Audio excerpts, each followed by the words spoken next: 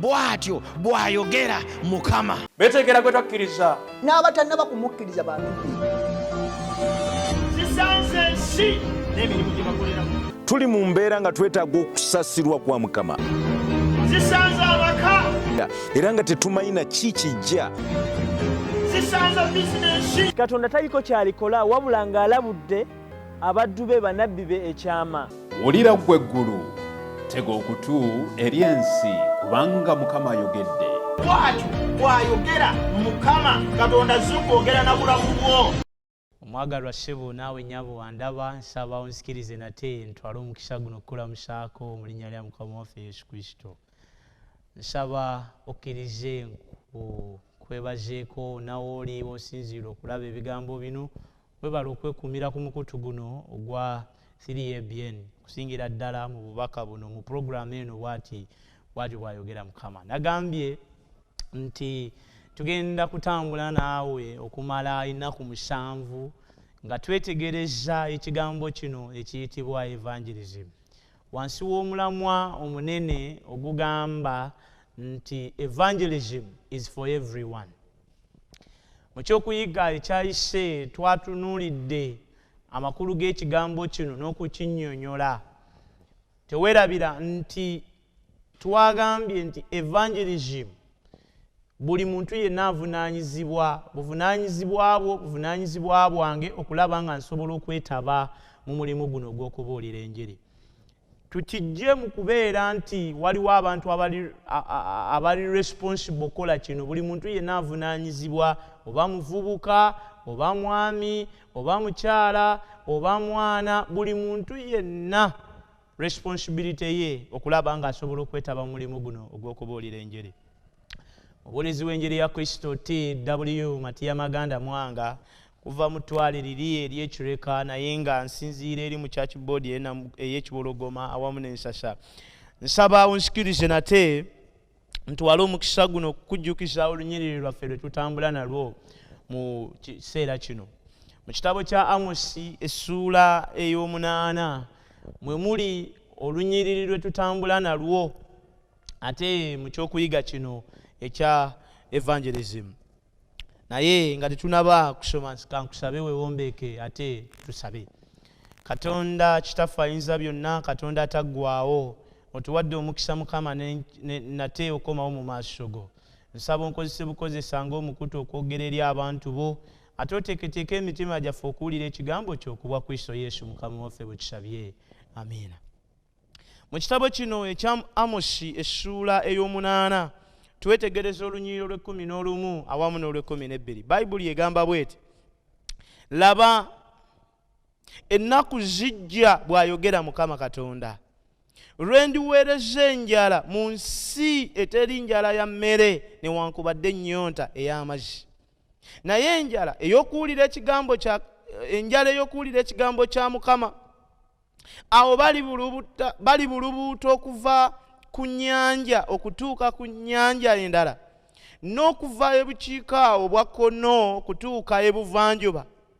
Balidduka nambira eruyi n'eruyi okunoonya ekigambo kya Mukama, so tebalikiraba.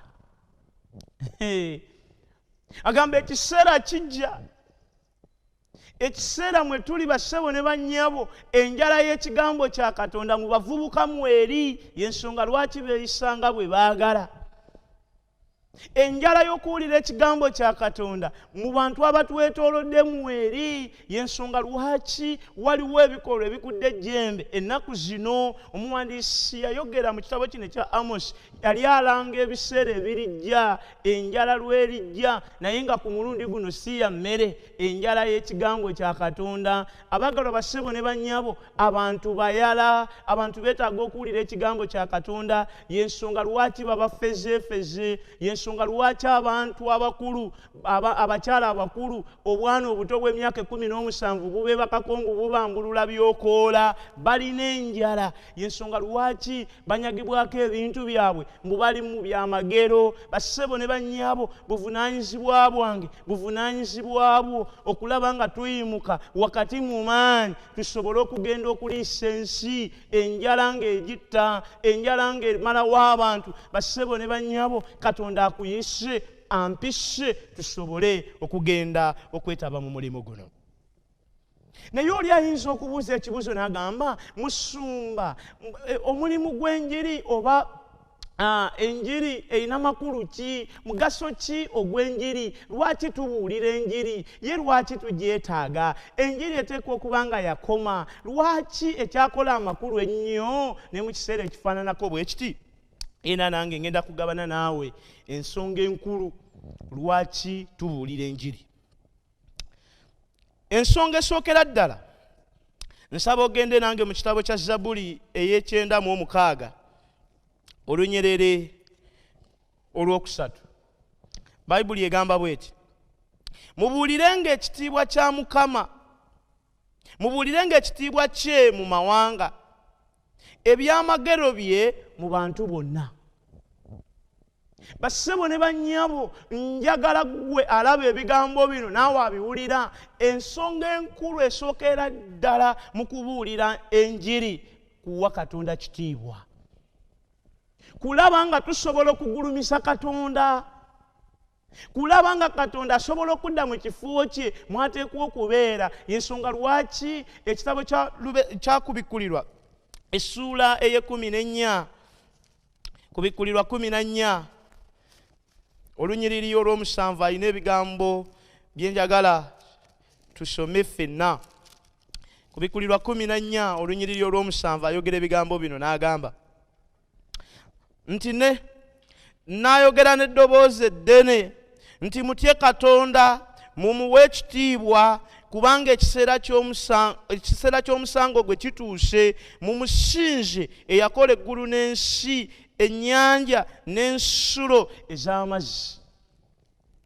Abagalwa bassebo ne bannyabo waliwo obutawa Katonda kitiibwa mu nsi olwaleero waliwo abantu okubeera ng'ebintu bya Katonda babikwata nga bwe baagala. Kakati buli lwe tubuulira enjiri tuba tuyigiriza abantu awamu n'okubategeeza okuwa Katonda ekitiibwa kubanga ekiseera ky'omusango kituuse kyekiseera bassebo ne bannyabo nga tuyimuka okuva mu bifo byaffe we tuli tuyimuke tugende tutegeeza abantu awamu n'okubalabula okulaba nga basobola okujjukira obuvunaanyizibwa bwabwe obw'okuwa Katonda ekitiibwa.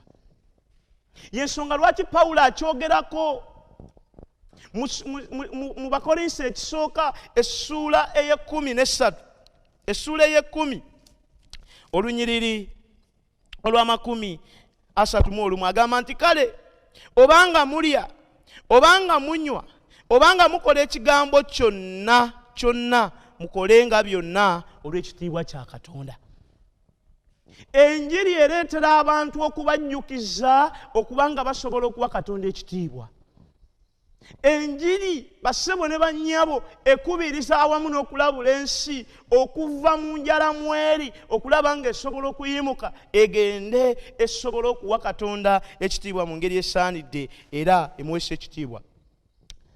Omulimu ogusookera ddala ogw'okubuulira enjiri kuwa Katonda kitiibwa.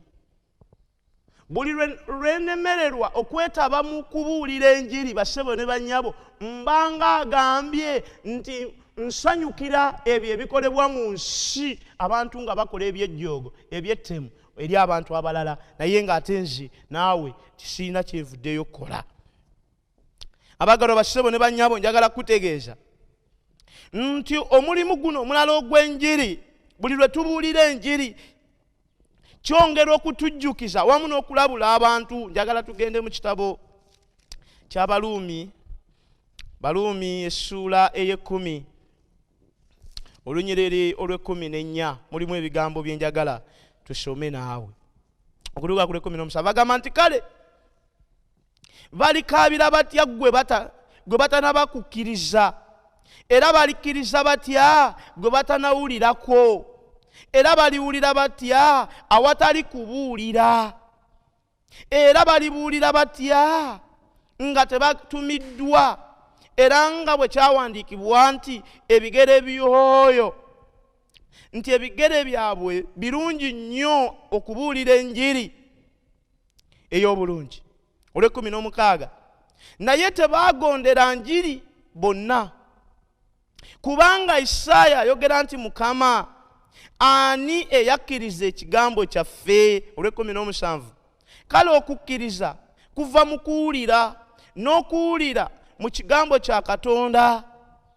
Naye njogera nti tebaabuuliranga weewaawo ddala eddoboozi, tebaawuliranga weewaawo wankuba eddoboozi lyabwe lyabuna mu nsozi zonna, n'ebigambo byabwe okutuuka ku nkomerero z'ensi. Agamba nti abantu banaategeera batya nti bateekwa okuwa Katonda ekitiibwa nga tetubategeezezza? Bassebo ne bannyabo, enjiri etuleetera y'engeri yokka eyisibwamu okutegeeza abantu awamu n'okubalabula ku kiki kye bateekwa okukola. Kubanga agambye nti abantu tuyinza okubagamba nti tebawa Katonda kitiibwa naye ng'ate tebamanyi. Banaategeera batya nga singa tetubagambye?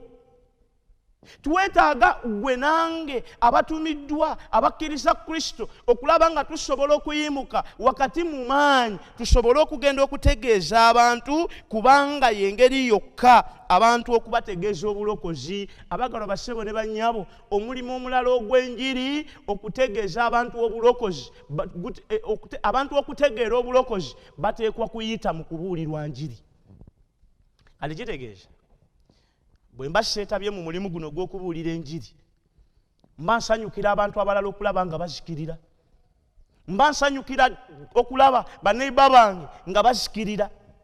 Naye omuwandiisi w'ebigambo bino agamba nti tebayinza kutegeera okutuusa nga tubagambye, okutuusa nga tubabuulidde. Bassebo ne bannyabo, abantu enjala gye balina beetaaga okuwulira ekigambo kya Katonda, ate tewali agenda kubagamba okutuusa nze naawe nga tuvuddeyo tusobole okugenda ate okubategeeza. Bassebo ne bannyabo, enjiri etuyamba okutuuka ku bantu abo abaabula. Muwandiisi w'ekitabo kino ekya Luka essuula ey'e19 olunyiriri olw'ekkumi agamba nti kubanga Omwana w'Omuntu yajja okunoonya n'okulokola ekyo ekyabula. Enjiri etuyamba okutuuka ku bantu abagenda okuzikirira. Enjiri etuyamba okulaba nga tusobola okutuuka ku nsi yonna, bassebo ne bannyabo, nga bwefaanana. Kubanga ekyaleeta Kristo mu nsi, Bayibuli egamba nti yajja okunoonya n'okulokola ekyo ekyabula. Enjiri ge mawulire amalungi agayinza okuleetera abantu okulaba nga basobola okwenenya, okulaba nga basobola okuleka ebikolwa byabwe, okulaba nga basobola okuva mu bikolwa eby'obujeemu, okujeemera Katonda, okulaba nga basobola okumunoonya mu ngeri esaanidde erewesa erinnya ly'ekitiibwa. Agamba nti kubanga yajja okunoonya n'okulokola ekyo ekyabula. Njagala kutegeeza ssebo naawe nnyabo alaba ebigambo bino era mpulira nti buvunaanyizibwa bwange okulaba nga tusobola okuyimuka wakati mu maanyi, tusobole okugenda okunoonya abantu mu mbeera yonna gye balimu. Ensi nebadde n'okubula. Ensi yeetaaga okutegeera okusinza okutuufu bwe kufaanana. Ensi yeetaaga bassebo ne bannyabo okutegeera Katonda ow'amazima. Ensi yeetaaga okulaba nga esobola okuwulira ekigambo kya Katonda, kubanga eri wakati mu njala. Kubanga enjala ekutta ensi n'egikwatira ddala wakati mu mbeera efaananako bweti n'eginyweza. Beetaaga okuwulira ekigambo kya Katonda. Abagalwa bassebo ne bannyabo, enjiri etuyamba okulaba nga tusobola okutuukiriza omulimu Mukama waffe gwe yatandika mu kitabo ky'Abafiripi, Bafiripi essuula esooka olunyiriri olw'omukaaga lugamba nti nga ntegeredde ddala kino ng'oyo yatandika omulimu omulungi mu mmwe aligutuukiriza okutuusa ku lunaku lwa Yesu Kristo. Omulimu guno ogw'enjiri bassebo ne bannyabo si gwe yagutandika. Omulimu gw'okubuulira enjiri bassebo ne bannyabo Kristo mwene yennyini gwo era ye yagutandika. Abasinga obungi tugutya, abasinga obungi tetwagala kugwenyigiramu kubanga tulowooza nti ffe abaagutandika, kubanga tulowooza mbu muzibu nnyo, naye yagamba nti olw'okubanga ye yagutandika era waali okugumaliriza. Simanyi oba oyagala kubyejjamu, simanyi oba oyagala kubivaako, naye omuwandiisi w'ebigambo bino agamba nti omulimu guno Mukama Yesu Kristo Mukama waffe yennyini kugutandika era yennyini gwo. Abaagalwa bassebo ne bannyabo, enjiri siiyo. Era bwe ngenda okubuulira abantu sibabuulira byange, bwe ngenda okutegeeza abantu sibategeeza bye mmanyi mu ngeri y'okwatamu ebyenfuna n'ebirala, naye mbatwalira Kristo n'okubategeeza obulungi bwe ate n'ebyamagero bye eri obulamu bwaffe. Omuwandiisi ono yagambye nti enjiri etuyamba okulaba nga esobola okutunyweza mu kutegeera. Njagala kgenda naawe mu kitabo kya Filimoni essuula esooka olunyiriri olw'omukaaga lulimu ebigambo. Filimoni olunyiriri olw'omukaaga ayogera ebigambo bino nti okussa ekimu okw'okukkiriza kwe kulyoke kukolenga omulimu mu kutegeerera ddala buli kigambo ekirungi ekiri mu mmwe olwa Kristo. Enjiri etuyamba okwongera okutegeerera ddala amazima g'ekigambo kya Katonda. Enjiri eyongera ddala okutubikkulira obulungi obuli mu Kristo. Enjiri eyongera okwongera okutunyweza mu kutegeera kwaffe okw'ekigambo kya Katonda wamu n'okutegeera Kristo mu butuufu bwe. Agamba nti nga mweyongera okwongera okutegeera, agamba nti evangelism deepens our understanding of the most fundamental truth of scriptures. Kakati bassebo ne bannyabo, abantu beetaaga enjiri basobole okwongera okufuna omusana n'okubikkulirwa mu kutegeera ekigambo kya Katonda. Abantu beetaaga okufuna enjiri kubanga kye beetaaga okulaba nga basobola okufuna okubikkulirwa ku bintu ebitategeerekeka bulungi mu bulamu bwabwe. Enjiri buvunaanyizibwa bwo, enjiri buvunaanyizibwa bwange, ffenna bye twetaaga okukola. Mu kitabo kya Matayo essuula ey'18 ey'12 olunyiriri olw'ama28 mulimu ebigambo bye njagala tusome ffenna. Okuluga ku lwasatu mu lumu agamba nti naye obanga nze ngoba dayimoni ku lw'omwoyo gwa Katonda, kale obwakabaka bwa Katonda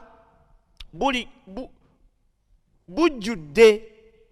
Obanga omuntu ayinza okuyigiriza mu nju y'omuntu ow'amaanyi n'anyaga ebintu bye, wabula ng'asoose okusiba omuntu ow'amaanyi oli n'alyoka anyaga enju ye, omuntu atabeera, agamba nti omuntu atabeera nange mulabe wange, era omuntu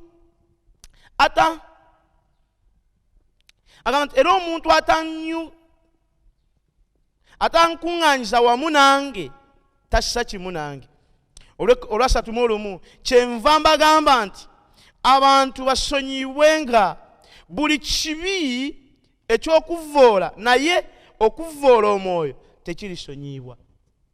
Abaagalwa bassebo ne bannyabo, olunyiriri luno Bayibuli eyongera okututegeeza nti enjiri eyongera okutumotivatinga n'okutuyamba okulaba nga tusobola okwongera okukula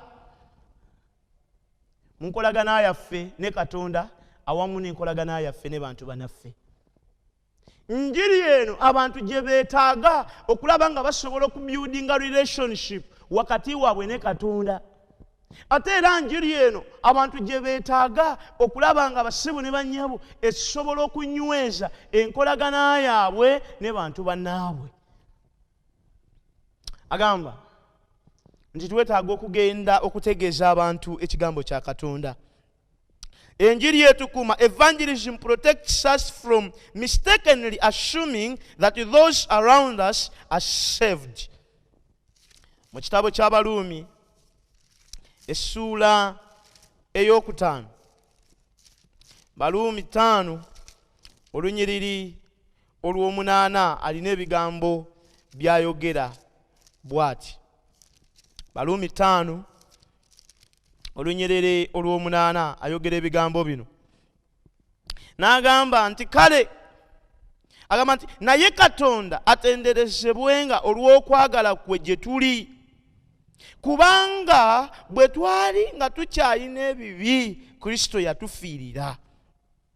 Kale okusinga ennyo kaakano bwe twaweebwa obutuukirivu olw'omusaayi gwe, tugende tukole mu busungu tugende tulokole mu busungu ku bubwe. Abaagalwa bassebo ne bannyabo, omuwandiisi w'ebigambo bino agamba nti kubanga Katonda atenderezebwe olw'okwagala kwe, kubanga yatufiirira. Enjiri etuyamba okutegeera nti tetuli balongoofu. Enjiri etuyamba okutegeera nti kisa kya Katonda kye kitulokola. Enjiri eyongera okututegeeza nti bassebo ne bannyabo tetulina kye tuli okuggyako Katonda. Kyava agamba nti Mukama waffe atenderezebwe. Abantu bangi bali eyo basombye obudomola bw'amazzi, bagula empeta, bakwata ebintu ebyo simanyi kiro y'omuceere emitwalo 5 n'ebifaanana ng'ebyo nga balowooza nti bye biyinza okubagulira obutuukirivu. Beetaaga okutegeera nti ekigambo kya Katonda mwe muli amazima agatubikkulirwa nti Kristo yekka mu kisa kye n'okwagala kwe mwe muli obulokozi bwaffe. Y'ensonga lwaki twetaaga okugenda okubategeeza, twetaaga okugenda okubalabula, twetaaga okugenda okulaba nga tutwala amawulire amalungi gye bali. Enjiri neeyongeza bassebo ne bannyabo okutunyweza mu mwoyo. Eyongera okutunyweza n'okubeera nga tusobola okugumiikiriza mu mbeera zonna, kubanga mu kitabo kino eky'Abaluumi essuula ey'okutaano olunyiriri olw'okusatu okutuusa ku lwokutaano agamba nti so si ekyo kyokka, naye twenyumirizenga mu kubonaabona kwaffe, nga tumanyi ng'okubonaabona kuleeta okugumiikiriza, nate okugumiikiriza kuleeta okukemebwa, nate okukemebwa kuleeta okusuubira, nate okusuubira tekukwasa nsonyi, kubanga okwagala kwa Katonda kufukiddwa ddala mu mitima gyaffe ku bw'Omwoyo Omutukuvu gwe twaweebwa. Abaagalwa bassebo ne bannyabo, enjiri eyongezaako oluusi buli lwe tugibeeramu ne tusanga okusoomooza, ne tusanga okuwakanyizibwa, ne tusanga okunyoomebwa nga tugenza okubikula Kristo eri ensi, kitwongeza mu kunywera awamu n'okunyweza okukkiriza kwaffe mu Kristo. Agamba nti kubanga bulijjo tukoma okugenda nga waliwo okuwakanyizibwa mu mbeera efaananako bw'etyo, kyongera okudipeninga okukkiriza kwaffe n'okutunyweza mu mbeera esingako obulungi. Abaagalwa bassebo ne bannyabo, enjiri nnungi. Enjiri abantu gye beetaaga. Abantu nga bazikirira beetaaga kigambo kya Katonda. Abantu ng'enjala ebaluma, bassebo ne bannyabo beetaaga kubuulirwa njiri, kubanga ensimbi baziyina, ebyokulya babirina, naye enjala ekyabaluma. Abagalo bassebo ne bannyabo buli kimu kyonna ky'olowoozaako bakirina naye bakyali bayonta. Ennyonta ey'ekigambo kya Katonda ekyabatawaanya. Njagala kutegeeza ssebo naawe nnyaba ndaba nti kye kiseera tuyimuke tuve mu bifo byaffe tugende tuyite awamu n'okutegeeza abantu nti Katonda ye yekka gwe beetaaga. Bassebo ne bannyabo, abantu bangi bakoze ebintu mu nsi muno naye era bakyalina enjala. Ensimbi teziyinza kumalawo njala ya kigambo kya Katonda mu bantu. Yensonga lwaki abantu beetaaga Kristo. Njagala kuyita ssebo naawe nnyaba ndaba osobole okuneegattako tugende tubuulire enjiri, kubanga enjiri yensonga lwaki wooli, yensonga lwaki wendi. Enjiri teyeetaaga kubanga olina bingi, enjiri yeetaaga kubanga olina Mwoyo Mutukuvu. Kyekyoka kye weetaaga okulaba ng'ate osobola okutegeeza abantu. Nsaba obeere nange legateeko tusobole okusaba tufune amaanyi ago ge twetaaga okulaba nga tusobola okugenda okutegeeza amawulire amalungi eri ensi. Katusabe. Katonda Kitaffe aleeta omukisa n'emirembe, Katonda ataggwaawo. Otuwadde omukisa Mukama okubeera abakozi awamu naawe mu mulimu guno omunene gwe watandika ogw'okubuulira enjiri. Nkimanyi nti ekiseera mwe tubuulirira enjiri si kyangu, naye ate Katonda oyagala tukole omulimu. Nsaba otuwa amaanyi tugyemu okwesaasira, tugyemu okwetunuulira, tutunuulire ggwe. Abantu tubatwalira amawulire agakwata ku bulokozi, kubanga Mukama kye kyakuleeta, kubanga bonna ffenna watufiirira era oyagala okulaba nga ffenna tutuuka kulokolebwa. Nsaba omukisa gwa Kitaffe n'Omwana n'Omwoyo Mutukuvu gwongere okubeera awamu naffe ku bwa Yesu Kristo Mukama waffe bwe kisabye. Amiina. Mukama akuwe nnyo omukisa.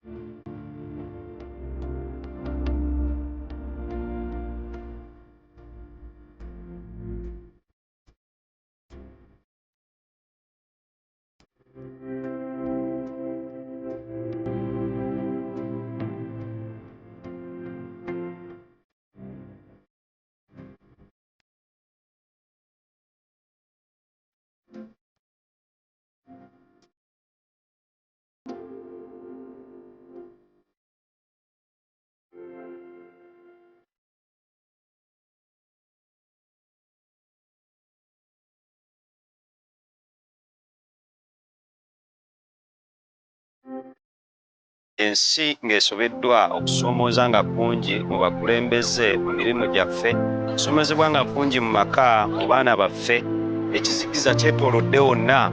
Abaana b'abantu basobeddwa n'abakulembeze basobeddwa.